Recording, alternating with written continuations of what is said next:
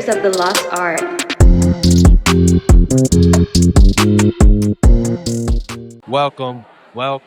Welcome to another episode of Faders of the Lost Art. We're here live at Namm 2026, right on the floor.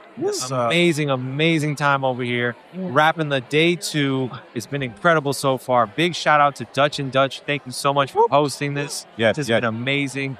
Best speakers in the world. You know I ain't capping. I've been using these for years. I'm like one of the biggest proponents of Dutch and Dutch. So big shout out to our boys and girls at Dutch and Dutch. Of course, our Cloud Mics family. Big shout out to the Cloud Mics, the new Cloudlifter Mini. A1 since day one, bro. OG Cloudlifter in a small package. Let's get it. Yeah. And of course, can't forget our family, Arturia, Odyssey, Steven Slate, my boy Steven Slate. VSX's, the new immersive ones coming out. You got to check it out. It's crazy talk. So without further ado, let me introduce my fellow cast members, amazing Faders of the Lost Art. To my right, I have Vago Galindo, epic, legendary, from Latin all the way to American, worldwide. This boy's got trophies. This boy's got accolades. He's killing the game. Definitely look him up if you don't know about him. Xarina, she's new, but don't let her fool you. She'll stomp you out. She'll get it done. Take your job, take your client, you know what I'm saying? And see you later. No, Xarina's nice with it. She's nice with it. Hailing from the Bay Area. Thank you for joining us. Thank you. Absolutely. The legendary Wavy Wayne in the building. What's good? What up? How we doing, man? Legendary producer, engineer, and top tier creator. Thank you, bro. In an online world, you know that's a big deal. We got tons of creators, but not a lot of top tier creators. Seals. That's heavy in the building. Let's go. My man, Hershey Blakk, in the building. He's been repping from Miami to the A, all the way back home to Jackson and back. You feel me? He's worked with Rich Gang. He's worked with tons of celebrities, all your favorite artists. He used to hold down the top studio in Miami, Criteria, you know what I mean? So heavy hitters in the building. And my man, my brother, Ken Lewis, my fellow fader. The GOAT. My boy. You already know the vibes. You already know my boy Ken. From Kanye to friggin' Taylor Swift, Grammy, you name him, that boy. That's a stretch from Kanye to Taylor Swift. No big deal. No big deal. Just all the hottest ever. So that's my boy Ken. And when you see Ken, put some respect on him. So amazing. Welcome to Faders of the Lost Art. It's been an amazing couple of days at Namm so far. We're wrapping up day 2. We got one more day. Yeah. But let's get it. How you guys feeling? Feeling good. Great. Good. Dope turnout, man. Yeah, dope. Great there. Yeah. What's your favorite thing y'all have seen at Namm so far? And to me, I'm the most impressed with the mini Cloudlifter. Like, we got a big one in front of us, but like, the blue box has been so iconic for so long, and then jumping down to like something like this, a tiny blue box. Wow, bro, that's where it comes in. Yep. This is crazy. This is to me, this is the most innovative thing I've seen. And now, have y'all seen? Yeah, Dutch and Dutch with 315s in one box, baby. 3 15-inch subwoofers in one single box. Wow, crazy. We're so are all 3 of those, are they all active? Yep. Okay, because I know no passive. We don't play that. Okay. Everybody's pushing bass. They pushing bass. That's gonna be great. So even in the small box, in the 8-inch, we got 3 8-inch woofers. There's 1,000 watts in that one little box. Wow. Oh, that's great. So it's great. Yeah. They're crispy clean. That's the thing. It's like we're not just pushing dirty power. Yeah. We're pushing clean. And the way I say it is reverb tails. Yep. When you can hear the reverb tail all the way to the end, no blurriness, it's I'm telling you, you'll never go back to what you had. I'm telling you. Facts. Crazy talk. So back to the Cloudlifter though, one thing I did want to say was, one thing that's not too talked about is the architecture and how crazy it really is that they did this small, because he said the PCB board, the computer chip that they put in there, it's like an apartment building stacked on top of each other of computer chips. They to make it that small, they had to literally build a chip on top of a chip. They had a whole special engineering situation to get that done. It's like, it really is an engineering feat. And not only that, it's incredibly durable. So it's tour ready. So these are all going on, these are all touring mics. These are all, live sound mics. So it's like it's a no-brainer, and you could stomp on it, hammer a nail in with it, and you'll be all right. Oh, So I it'll see still that. it'll work just like the Miss it. OG. You'll miss it if you don't. Yup. And of course, my favorite, personally made in the USA. You know, right on the got the Navajo Terra free. helping out. So shout out, yeah, Shout out to Roger Cloud. yes sir, big shout out Yes. to Roger, yeah. So real quick, let's get right to it. We got a couple of online, influencer presence situation. What is one of the biggest lies you see people telling online? Yeah, let me know. What's the biggest lies? What I be saying? I'm not too like, you hear Something about ice hockey. air. Yeah, that was a mistake, man, and I hopefully you let me live that down. You can have the rematch. Anytime. Don't challenge Ken Lewis in any game. Arcade game. No arcade Any game. like vintage arcade game. No. Don't do it to yourself. You will be extremely embarrassed. But lies on the internet. I don't know. I don't know. I'm curious to hear what y'all got to say.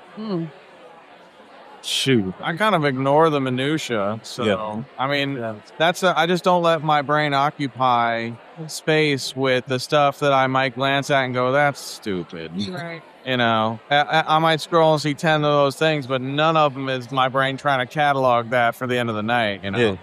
So I think, you have a choice as a consumer what you allow to permeate, and it all affects you. So, Yeah. Yeah, I would say probably the thing that I hear is when, it's like this, do this preset and this will change your life. Yeah. And this is like the thing that's going to change your life. And it's never about like, you actually have to get better at your craft and be like, what? And and practice and like, actually get good taste to like try new things. Sense. Yeah. No.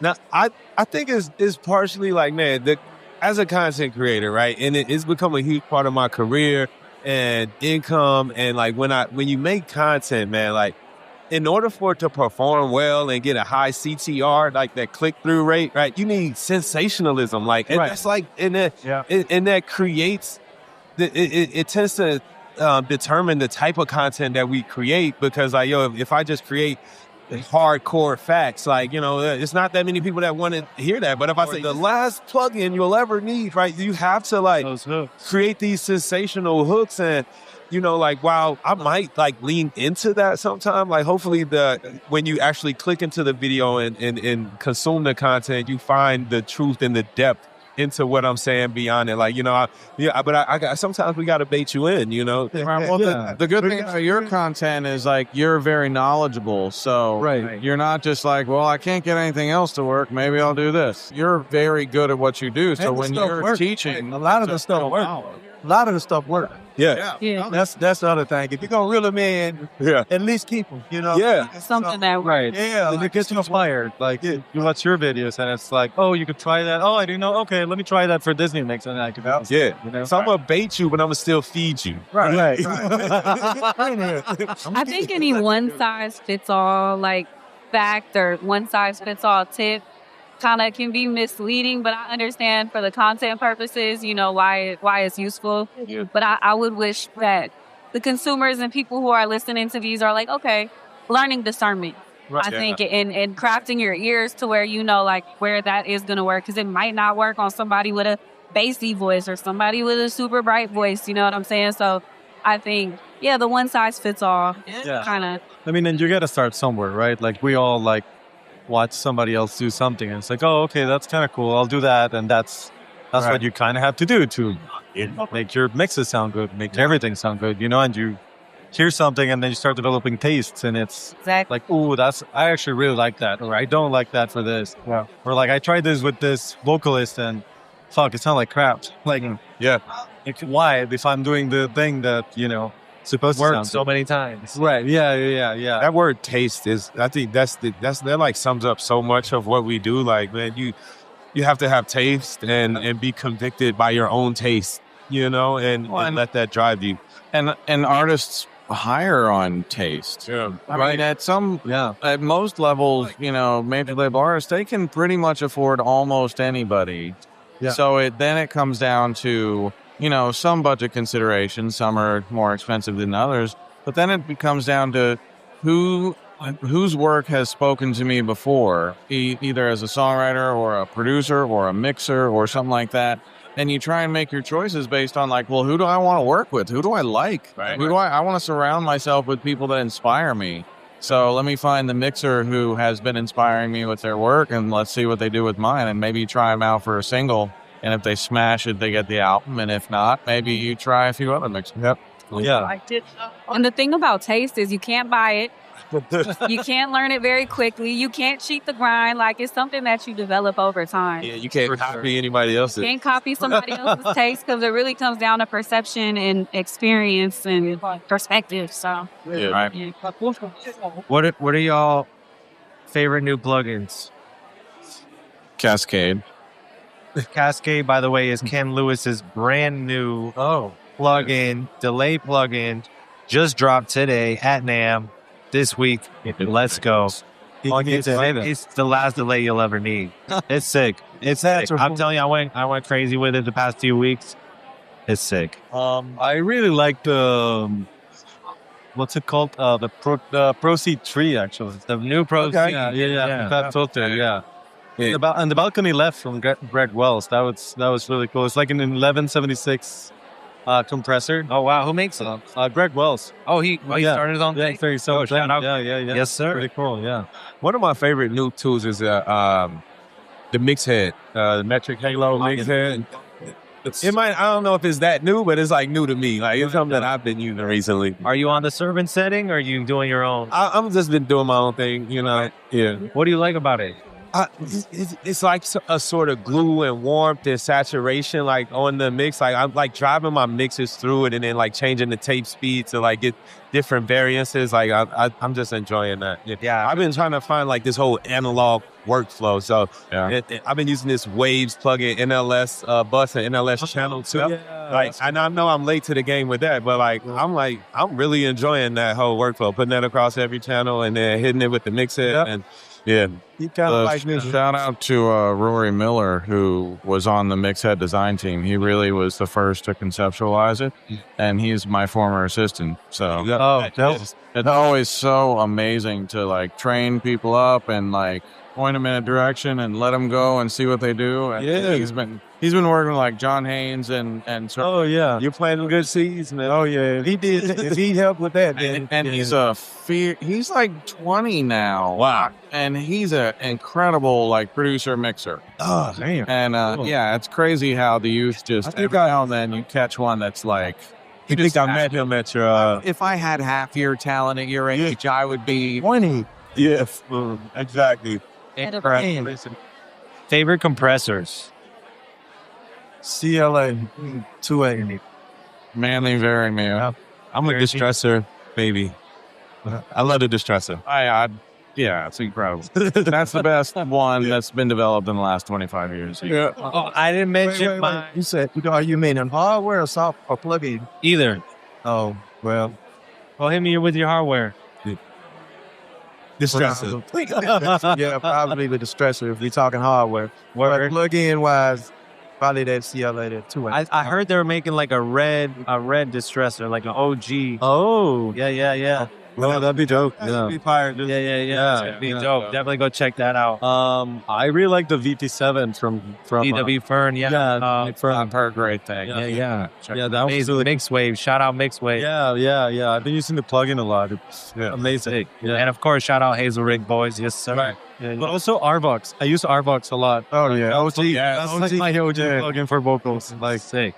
RVox is on every vocal I've ever done. Wow. That's a figure effect. Yeah, I mean it is, but also the Distressor is too, like You're right there. So, for sure. Yeah. I've been recently just tried the Distressor like for the first time ever, and I'm loving it. It's such a Swiss And Army. it's so easy. It's so simple. I mean, from vocals to drums, it just can do everything. Yeah, I've used it for snare and also for vocals. I love it.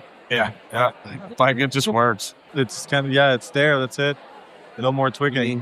RCompressor is still a good one too. Like, you know what I mean? Like, to me, compression don't have to be fancy.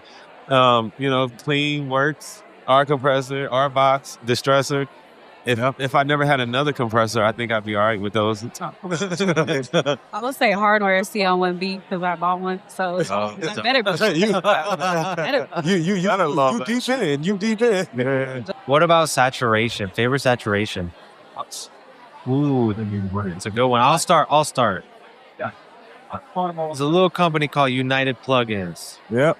And they got this thing called FireMaster, FireCharger, Fire Cobra, this whole fire joint.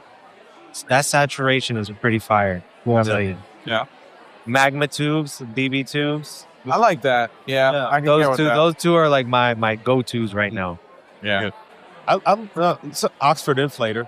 Besides NLS channel, like that. But Oxford Inflator, like that's another one that I think meant is. to tell you, have you tried the 8 NLS stack? That's the Jason Joshua trig. I have seen where you just put a bunch of them and it's put them to every different setting and all. Yeah, but it's a particular order. Okay, it's not. They are all in different settings, but it's a particular order about it. I think it's one thing. Like I watched that video with Jason Joshua doing that, and then like I put it up in the setting. And I was like, oh yeah, this is cool. That didn't work for me. I tried it. Yeah, it didn't work for me. I was like it's one of those things like you got to commit to doing it. Yep. It's a sound. Yep. I just keep it on an aux in my template. I'll send. I actually parallel because the same deal. I found that it's too much of a sound. It locks you in. And then you always sound that way. It's like every record sounds that way. For me. So I didn't use it that way. I ended up paralleling into it. So I still have my OG drum sound, but if I need a little bit more thickness, I can run a little bit of signal in that way. One really dope like saturation coloring box. It doesn't get gnarly. It's the Kazrog True Iron. Okay. I love that thing. Yeah, it's got like it models like 6 different transformers. Yep. Oh. And man, you smack into that thing right, and it's just got a sound that not many other things have. I feel like True Iron is one of those that you can put it on anything, and you can of course get yourself in trouble because you put it on everything. Yeah. But there's not one thing it sounds bad on. Right. There's like one of those 6 is usually going to be like, okay, that's cool. The one that's juicing my signal up. But that's more into like a mixing thing. Like I don't need to be using it that much, but every time you use it, it works. That True Iron. I haven't tried that. I've been using this esoteric plugin called Intensity from Zynaptiq. Oh, like that one's like that's a sleeper. Yeah, it's a little up there on the price. it's so. But when you get it, it's hard to beat. I still don't know how it works. I use it on like 5%. Right. I made a setting, and like if you put it at 100, it's like whoa, everything's like super big, and everything's like kind of in your face. But if you like put it into like 5, 7, sometimes it's really fucking good, dude. Intensity is probably the best name. Yeah, I'm telling you. Yeah, it's like the loudest limiter, compressor, saturator you've ever heard, all in one knob. It's like one knob. Yeah, it's like one like kind of like fall that you spherical knob. It's way ahead of its time. This thing is like 10 years old. It's super like literally. It's like even older. It's like probably 15 or wow. It's crazy. Nobody is a sleeper for sure. Intensity by Zynaptiq is a sleeper. Zynaptiq is really good. They do good reverbs too. Yeah, they do also adaptive reverb, which is also like you throw this thing when I don't want to deal with harmony and make a pad, I just put that and put it in wet, and it's like kind of figures out the chords and makes pads for it. So there's like a pad in the back that's kind of moving. It's pretty cool. It does like a little bit of the Valhalla shimmer. Yeah, but like with like its own mind, a mind of its own. You know, but it's like it does this thing that it kind of figures out harmony. So like because if you throw a reverb, it'll keep the chords and it'll go to the next chord. But when you start playing the new chord, it kind of like moves with it. It's cool. So it's not clashing with the harmony. So it's very cool with that. And I find if you just scroll presets on that, eventually you'll have that aha, like, my. And it's something you never would have come up with on your own. It's just one of those like, listen. Oh, there it is. What is that? Yeah. For sure. That's awesome. That's one of those like surprise boxes for things. That's awesome. Limiters. Let's talk limiters real quick. What are we doing on the mix bus? What's our favorite limiters in general? Oxford Inflator? The Oxford limiter. Nice. There's an Oxford limiter? Yeah. I didn't know that. Ooh. Yeah, I'm so old school. I'm still L3 in it, L2 in it sometimes. They got the L4 on there. Just gonna say, Ooh, how's that? I'm so stuck. really like. It's- Listen, Stuck, man. people were really comparing it to like, hey, I'm able to replace my Ozone with it, or like my Pro L.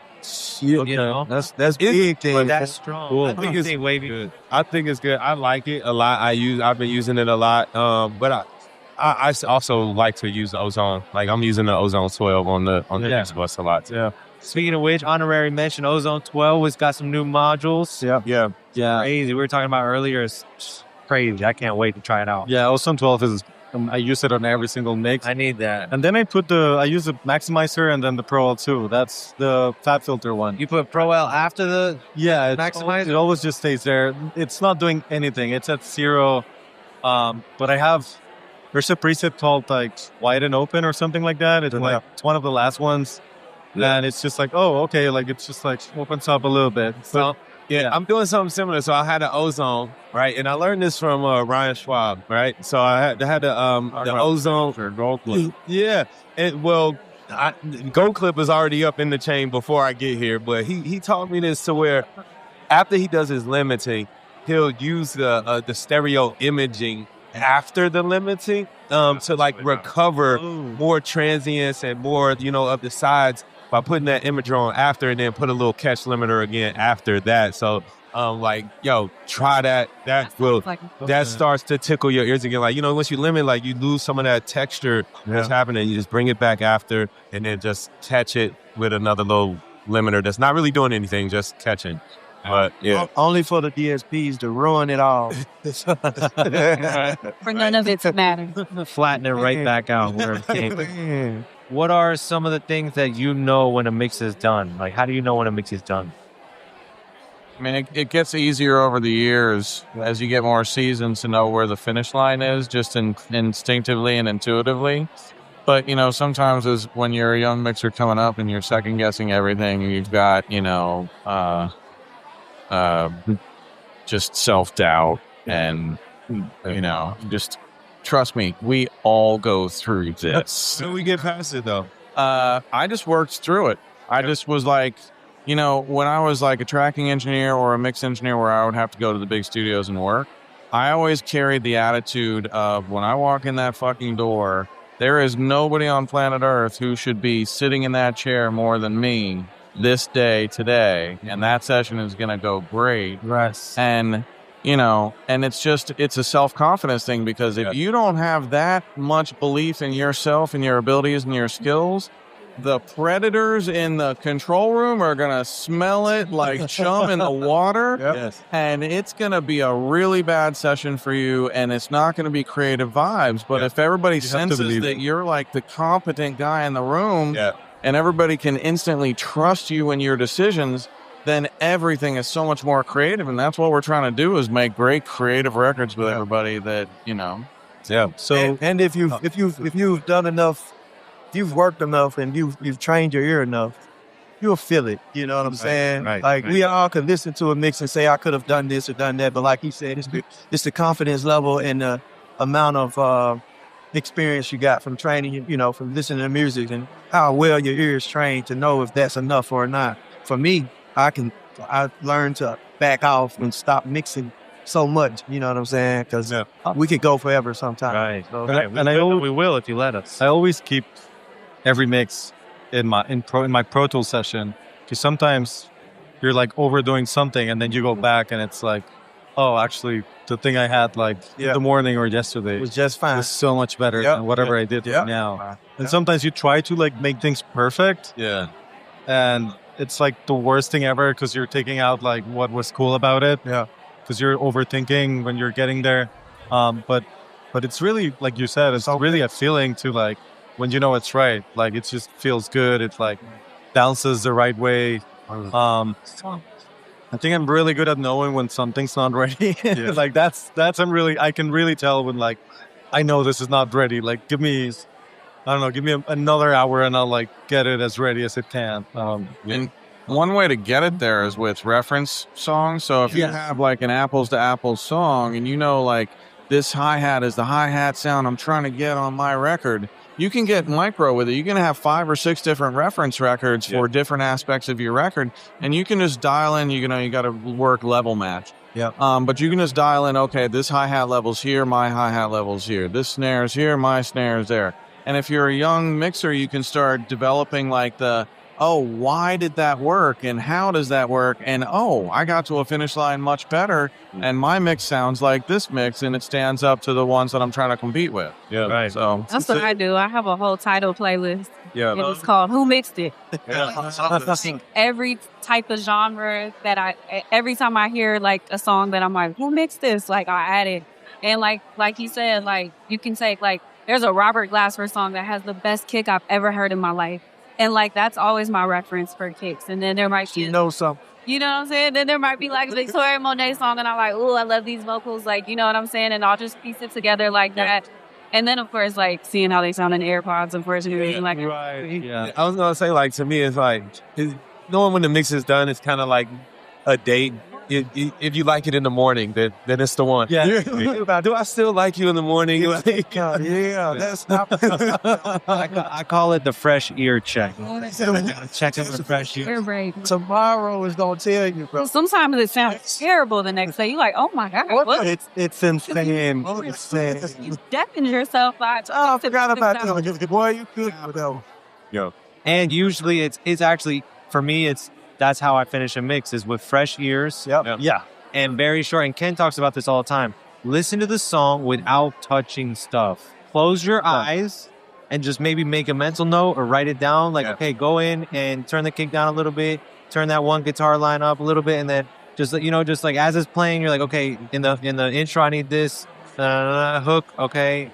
Oh, the bridge. I usually stop as I go and correct until I don't have to stop anymore. And I get lost like that though. I took your doing it, and I gotta listen to the whole thing and get them all out, because I'll you make stop. notes as you go? Yeah, I make notes as I go, because if I stop and go to work, then I'll get lost in the sauce and forget to listen to the rest of the song, and then I just keep recalibrating the bass and the kick relationship, and then I'm just like, wait. But the trick of it is basically hit play, scoot your seat back 3 feet so you can't touch the controls. Yep. And you're stuck listening to your Sit on your hands. Right. Yeah. Sit on your hands, close your eyes. It will be a completely different experience. With fresh ears. And you will hear things in your mix that you are shocked is happening. And then you can start working to correct those things until you stop correcting things and you're like, done. I'm happy with it. Yeah. Also, when, to me, it happens a lot when somebody else enters the room. I don't know why my mind suddenly notices, like, oh, that's the thing I need to change. Like, I already know. Like I just started like watching I don't even watch like the computer or the screen. I'm watching the person like listening to the thing, and I already know. Oh, okay, like this is that transition wasn't like as exciting as I thought it was, or like, oh, the bass is too loud, or actually no, this is good. Like this person's vibing with it. Okay, I'm done with it. Like, Whole time they're like, this sounds great. But sometimes like mixing like in front of people, for me, like it just helps things like move forward better. Versus like when you just all alone, you know. Like having that audience, you get to kind of perform it a little bit. You get a little bit more creative, you know. So I'm the opposite. I feel like if you're breathing down my neck, I just be tightening up, you know. I gotta be in my zone, light one up, you know, and then just Keep my circle again. yeah, you split.